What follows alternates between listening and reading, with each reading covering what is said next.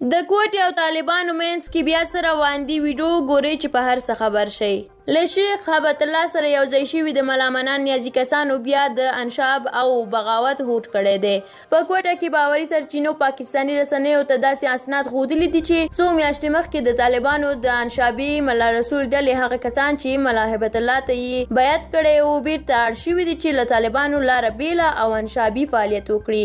د هغه اسنادو له مخې چې رسنیو ته رسېدلي دي پکې ویل شوي دي چې د طالبانو د اسلامي امارت عالي شورا چې مشري عبدالرؤف عبدالرؤف کوي او مهم کسان یې مولوي عبدالقیوم عادل، مولوي حبیب الله عالم، مولوي امین الله او مولوي عبدالرحمن دی. په کوټه کې تر یوې مودې پاتې کېدو وروسته غواړي چې بیرته د هیبت الله په مشرۍ د طالبانو له شته ترکیب څخه لاره بیله کړي. په هغه لیک کې چې د دې ډلې د مشر مولوي عبدالرؤف له ادرس څخه د طالبانو د کوټې شورا د غړي مولوي یعقوب په ادرس استول شوي دي پکې ویل شوي دي له موږ سره ژمنه دا وه چې د مولوي هیبت الله د کسانو له لوري په ټول افغانستان کې زموږ غصب شوي جایدادونه به بیرته موږ ته راکول شي. خو تر دې دمه نه یوازې نه دي راکول شوي بلکې نورې ځمکې مو هم په هرات او فراه کې غصب شوي دي. موږ سره ژمنه شوې وه چې د اسلامي امارت په ټولو اړوندو مسایلو کې به زموږ نظر او مشوره اخیستل کیږي. خو د یو کال راهیسې په دې هم نه یو خبر چې څه کیږي بلکې هر څه د رسنیو له لارې څارو او د نورو عادي وګړو په شان رسنیو ته په تمه یو. دوی ویلي دي چې څو میاشتې کېږي هڅه کوو چې د اسلامي امارت له مرستیال مولوي یعقوب او یا مولوي سراج الدین حقاني سره وګورو او خپلې ستونزې ورسره شریکې کړو.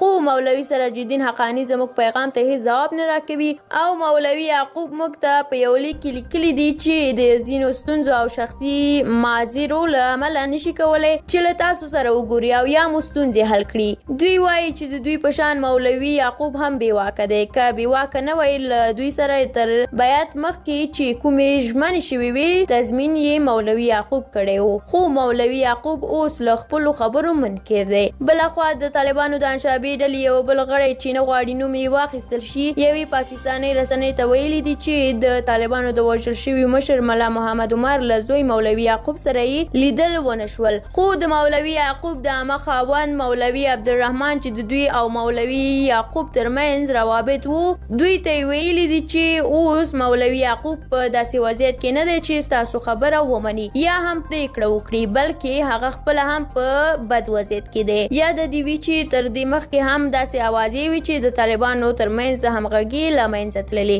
او د دوی مشران په خپل سري ډول هر یو هڅه کوي چې د امتیاز په ترلاسه کولو سره ځان مهم کړي. بلخوا مولوي یعقوب ته نږدې سرچینې وایي چې نوموړی په ډیر بد وضعیت کې دی او له دوحې دفتر څخه شړل شوی. 8 کسان هم د دوو پخوانیو کسانو په ګډون هغه خلک وو چې نوموړي او د نوموړي پلار ملا محمد عمر ته ژمن کسان وو. درنو لیدونکو مننه چې ویډیو مو تر پایه ولیدله. که ویډیو مو خوښه شوې وي حتما یې لایک کړئ. زموږ یوټیوب چینل هم سبسکرایب کړئ. تر بلې ویډیو په لوی الله مو سپارم. الله مو مل شه.